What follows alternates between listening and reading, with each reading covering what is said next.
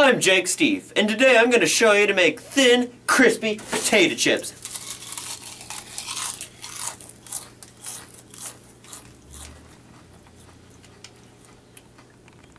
To make yummy, crispy potato chips, you need salt, you need water, and you need potatoes.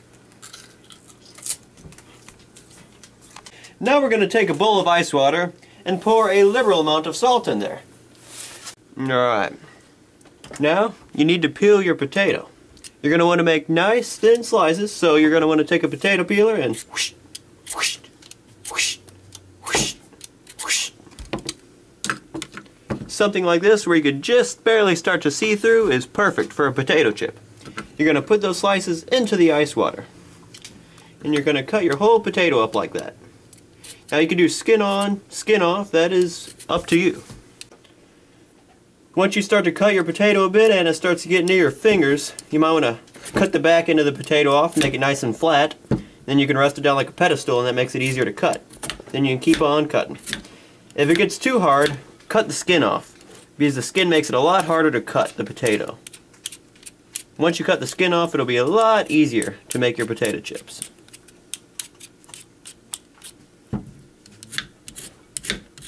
See how easier that is? To take the most advantage of your potato, to get the most chips out of it, you might want to start making a dip like this, so that you have a little tiny grip for your fingers to hold on while they're away from the blade. And doing that, you'll get the most potato chips out of your potato, without harming yourself. Okay.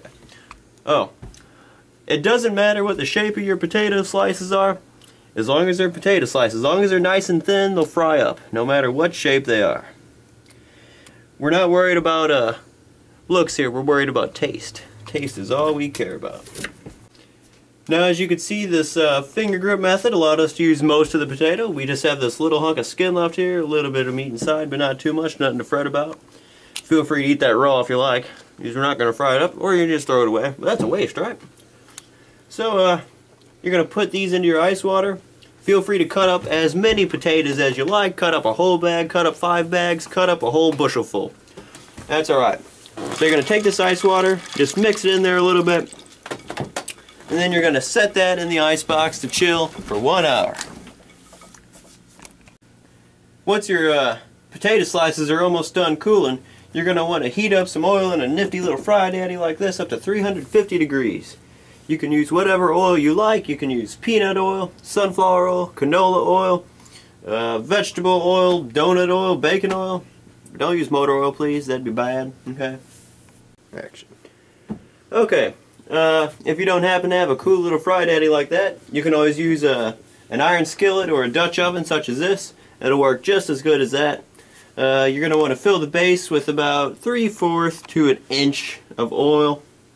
If you're using the Dutch oven, maybe if you're using the skillet, use 3/4 so you don't overflow. And then just follow the process as I'm going to show you here with the Fry Daddy. Okay, here's some potato slices which I already had cooling in the chilled salt water. You're going to pour those into a strainer. Get all the water out. Now the reason we want to chill it in some salty ice water is to get all the starches out of there. The starches help it fry up good and makes it nice and crispy. Try to remove any ice cubes which are in there. It may take some sorting, but it'll be worth it. Okay, now you're just going to run these potato slices over some warm water. Try to melt out all those ice cubes. Don't want any of those going in the fryer, that'd be bad. Alright. Now you're going to pour your potato slices onto a napkin right here. On a cookie sheet, you're going to spread those out and let those dry a little bit. You can use a towel if you want to too. That's fine. Just be sure you have a paper towel or so ready. Just sop them dry like that.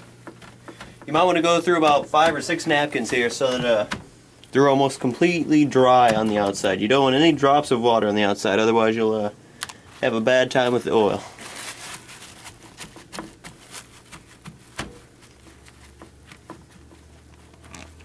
Now we're getting ready to plop our potato slices into the fryer, but before we do that you want to get a cookie sheet and line that with paper towels so that we have something to put them on whenever they're done, something to dry all that oil off. Now once your oil is heated up, you're going to want to bring your basket up, and you're going to want to grab a handful of slices, not too many. And you're going to want to lay them down one by one onto the basket and just create a blanket, a nice blanket of those. Some of them stick together, that's alright, they'll come together in the oil. And you're going to want to make no more than 2 layers of potato slices over the basket. Now if you have a lot of potato chips, this might take a while to fry all of them, but it'll be worth it. Like I said, no more than 2 layers. Otherwise they'll just stick together, some of them will be burnt, some of them will be undercooked. Be chaotic. Lower those into the fry and hear that nice sizzle. Doesn't that just sound good?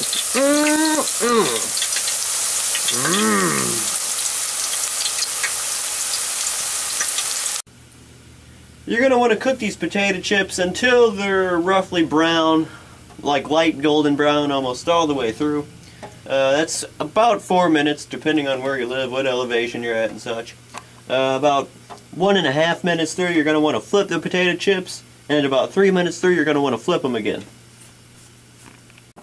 Okay, 1.5 minutes has elapsed. You should see some of the potato chips starting to turn brown. Others will be still potato, white looking. Just give those a good toss with a spatula of some sort. And you're going to let those cook for probably another 1.5 minutes to 2 minutes. Until they're brown all the way through. Light brown, not dark brown, that means they're burnt. Okay, it's been about 2.5 to 3 minutes. You're going to want to give these another good toss. Make sure the lighter sides are flipped over and then the darker sides are showing. And actually it looks like a lot of these are done, so we're just going to pull them out at the 3-minute mark. As I said, it takes anywhere from 3 to 4 minutes.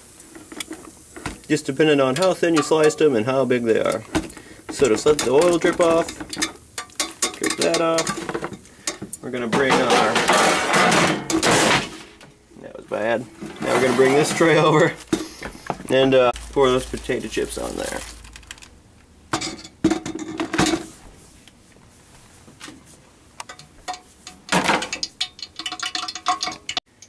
Once your batch of chips have cooled off a little bit, you're going to want to pat those dry with a paper towel. Not too hard, you don't want to crunch them up into little tiny chip bits.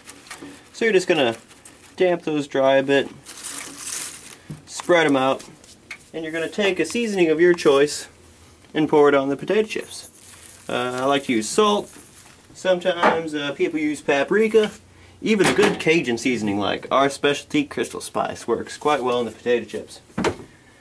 So you're going to get both sides of those with the seasoning, and then you're going to let them set out on the napkin for 2 to 3 hours, I'd say, so all the oil gets off of them, and so they're good and dry whenever you put them into a container to store. And I'd say these would store for a few days before they go bad. But I doubt they'll last that long.